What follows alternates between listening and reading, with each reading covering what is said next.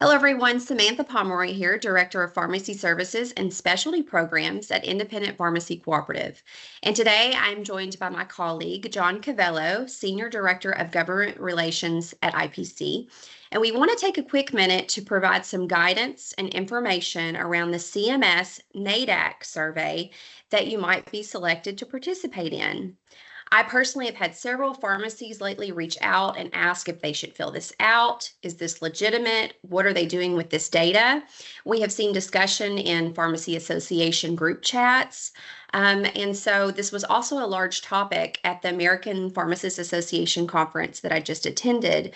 And there were some great conversations around this. So thank you, John, for joining me quickly. I know that you have been in DC all week working hard for independent pharmacies, so I appreciate your time today. You are the expert here, so can you please provide our members and independent pharmacies as a whole some guidance on this? So first, let's start with what is this CMS NADAC survey that independent pharmacies and all retail pharmacies are being chosen to participate in? Why is it important that our independent pharmacies and independent pharmacies as a whole participate in this? And what information do they need to provide? Sure. Well, Samantha, thank you for having me. This is, I'm really appreciate the opportunity because hopefully our members understand we do a lot working as collaborative teams in IPC to serve them. Yes. And, I really appreciate the close collaboration and partnership we do between us and government relations and the pharmacy services team to be there to fully service all our members' needs. So thank you for that. I think the timing of this is great, Sam, because there's obviously a big push in our PBM federal reform bill to make the use of really what's a true cost-based, transparent, and ultimately pass-through reimbursement system for prescriptions in Medicaid and hopefully ultimately in Medicare and the commercial marketplace, reflective of what our members and what independent pharmacies as a whole are buying and purchasing the drugs at and the cost involved to provide the pharmacy prescription service access to patients. Right. So this really goes back really to the big advent of more new blockbuster drugs coming on the market.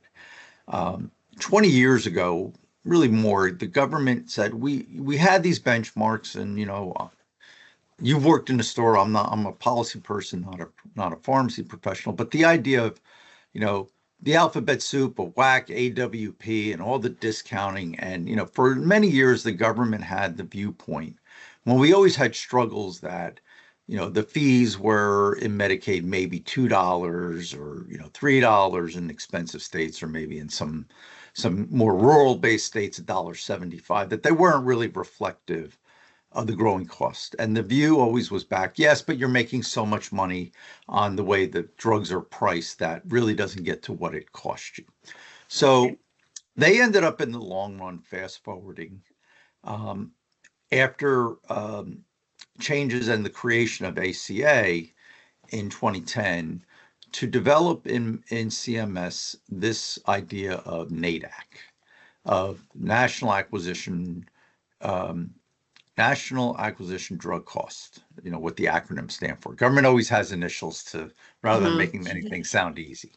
And it's really simple. We're going to go to a survey-based compilation from retailers, and true retailers, not wholesalers, not mail houses, not closed shop pharmacies, true retail pharmacy access of what it costs them to have the drug in stock in order to serve that first Medicaid patient who comes through the door.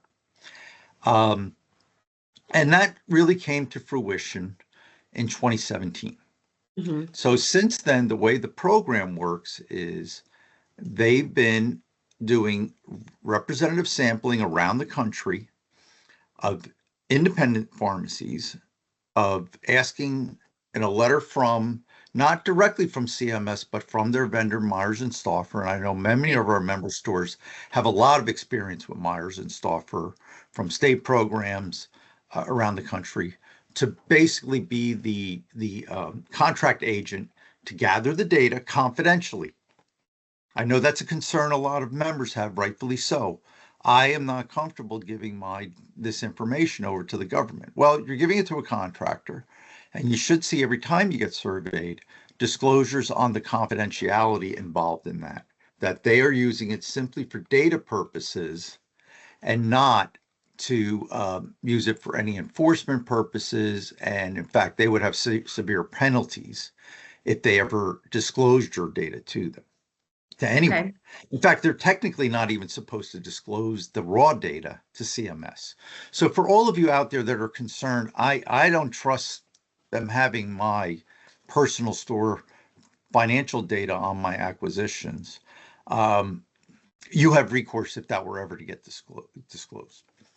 But the goal of all this is let's get a market basket. It really started from the idea of generic drugs. It was really to get to that. You may have heard another government acronym, FUL, federal upper limit. It's the idea of really creating what's the maximum the government should be paying in the competitive marketplace of generics to ensure, while the stores may get the benefits of marketplace shopping, the government should make sure it's not paying more than that too. And I think the other thing, I guess, Sam, they may have touched it at APHA. It's not an individual pricing program to make you feel, well, it's really reflective of my to the penny invoice. It's supposed to be representative as a market basket. And some drugs you may find are less than what you're purchasing it at, but you may find others that are actually priced a little bit better on the drug acquisition. Right. And their view is it's supposed to be a market basket that in the aggregate, you'll hear them talk about this, in the aggregate, it's supposed to be reflective of your cost. Now, obviously, that's different from pharmacy to pharmacy, right, Sam? You may not buy every drug and stock every drug that's on the price list, but it is national. Now, I don't want to get too far in the weeds in this. Some states, because of the way they run their Medicaid programs, run their own survey. It's called AAC, actual acquisition cost. And they really do run those to make sure it's complete and full, that every pharmacy, every independent pharmacy in their state is filling it out because they feel they want to capture the marketplace of stores in their area, especially for more rural states. And AAC is actually better for preserving access, and it's more reflective of the lower volume and probably higher cost of acquisition through the supply chain for those more rural pharmacies in those more rural states. But to get back to NADAC, so what they do is they have a process. They don't ask for surveys yet of every store.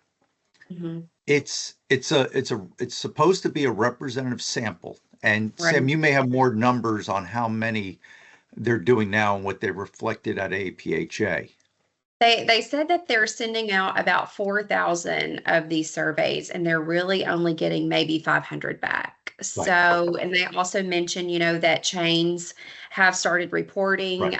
The solution there was to really, they send out the survey monthly, and they, now are really taking a 3-month average, of those numbers as well. So, that's why we've heard so much about it recently, and we all sometimes think that, independent pharmacies are aware that they need to do this and why they need to do this. But hearing those numbers was alarming that, they're sending out over 4,000 and they might get 500 back.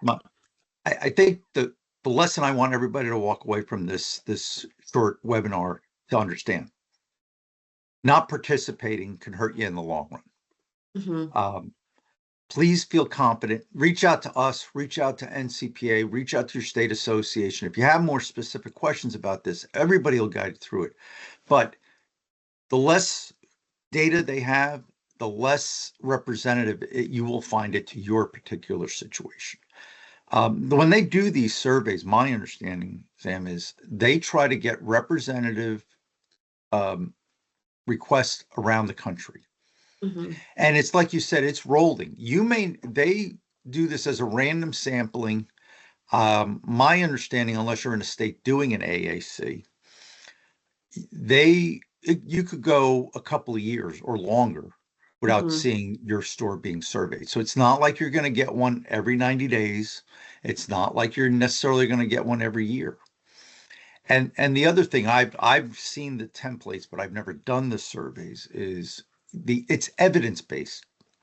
So understand that means they're asking for your invoices for that 2 week time frame or whatever time frame they give you, if it's for the month of all your purchasing, because they don't know what you're purchasing for a Medicaid patient, but their responsibility under the law is they have to pay you enough to cover your costs if you only get one Medicaid patient walking in for the first time, that in that time frame, that they've paid you enough for the cost of that drug. And understand these NADACs prices, the formula, the way the payment works, is only in fee for service. So if you're in a Hmm. fully carved out fee for service state, it's working to your advantage. Um, the participation in the surveys, though, under the current law is voluntary. Hmm. And I'm sure some of you, and they are supposed to throw out outliers, ones that come in way too high and ones that really are outside, I'm not a statistician, but what's, statistically valid if it's really far outside the normal mean Yeah.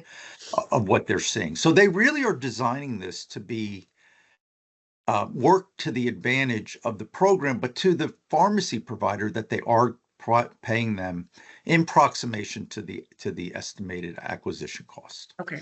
Okay.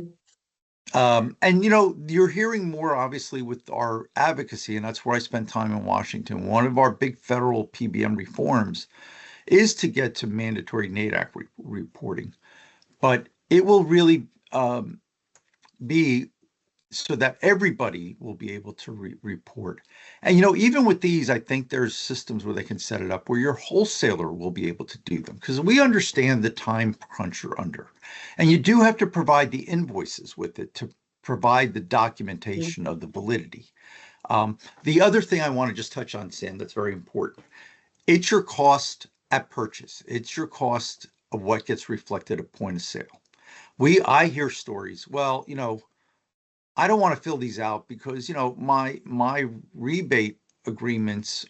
Um, I don't feel that's something that necessarily I can have and be able to give them. Or when I have them, it's long after I've done the purchase. Just I don't think that I should have to disclose that. Understand the way they did it. They expressly, and this was a lot of advocacy on our end, did not include any discounts, any rebates, any Right. concessions you get that can't be captured at point of purchase. They really want this to be true acquisition at time of acquisition for you to have the drug in place to preserve the beneficiary access rights. That's their legal requirement. That Right. actually makes better to our community of providers, that it's what does it cost you on cash flow to purchase that drug, to have it in stock that day. Okay. There So are John, resources out there. real Yeah, quick though, for those that, you mentioned, the reform and you're working for it, to be right, mandatory. For those that are concerned about this, because then right, retail chains would have to report, right? right. What is the goal there with, with the data that they're seeing if Hmm. chains and independent pharmacies Right. are reporting? So the goal is to get, rather than statistically valid, surveying based. And this is the challenge, Sam. If anybody walks away with any message of this, you only serve yourself better by seeing better pricing if you get the survey. Um, it, it can work against you if you ignore or throw out the survey or view you're suspicious.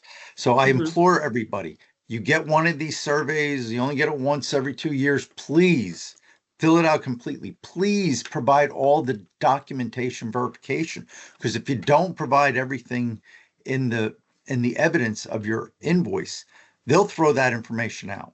So it's like anything else in a science basis or a formula base. It's you know, it could be garbage in, garbage out. If they don't get enough data, you may not find it there. But our long-term goal is everybody would have a requirement, and there will be penalties if it's not submitted, to get everyone's acquisition data. So every NDC will have a reference-based price.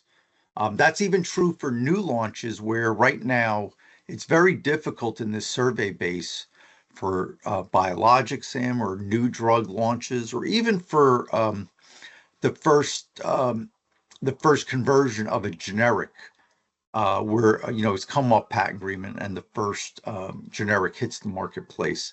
There's a little bit of a lag with them developing the first NADAC, because they don't know if they're always going to get that on this random sampling. If they have everybody's data, they will have every NDC's acquisition cost. But to your point, their requirements in the law when they created the NADAC was back to that standard, actual acquisition cost at the point of sale for ingredient cost reimbursement to preserve access. I think we will see that they will have evidence to show or identify if they see statistically significant variables between chains and independents. That's the hope. and that's an issue that will be in the details on the implementation to really help make sure they're preserving the access. But we'll get resources of Medicaid.gov/Medicaid/NADAC that we'll have out there if you want to learn more about it. And there's the whole history if you want to look at them. This is public, transparent data of how they developed these, if anyone's so inclined to look at it to get a better understanding. But I know all groups in our industry, all buying groups, all national trade groups for independent pharmacies, and the profession, obviously, of APHA are really imploring everybody and have research to explain this is where we want to get the basics to pay you enough to acquire that drug, where the payment on the reimbursement side matches acquisition. So there is a recognition they have to preserve access for you to continue to serve your patients. Okay. John, thank you as always for your advocacy work for all of independent pharmacy, and really, keeping us up to date on the things that matter most and will really push our industry forward. If you have any questions about NADAC, the surveys, or anything else, please reach out to us on our website at ipcrx.com. We would love to engage with you. And also, please like and share this video so that we can make all independent pharmacies that are receiving this survey aware that they do need to participate. So thank you for your time today. Thanks, John. Thank you.